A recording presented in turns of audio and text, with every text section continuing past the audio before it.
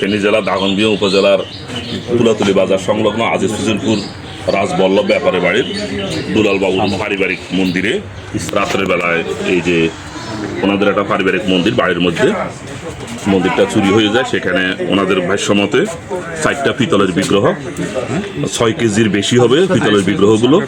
তারপরে বিগ্রহের গলায় 4টা ছোট সাইজের চেইন ছিল, স্বর্ণের চেইন, এবং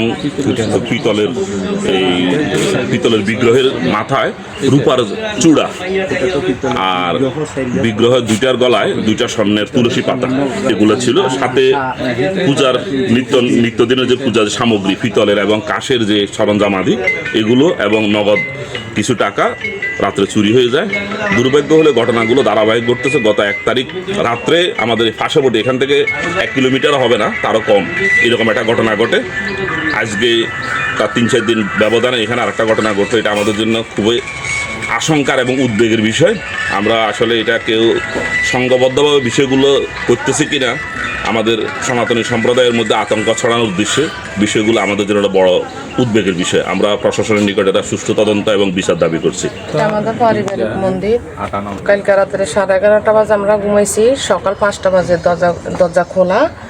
এখন এখানে 4টা বিগ্রহ ছিল, তারপরে স্বর্ণের জিনিস ছিল, টাকা ছিল, আর ভগবানের পরিপাটির সব সামগ্রী, জুই কাঁসা ঘন্টা সব নিয়ে গেছে।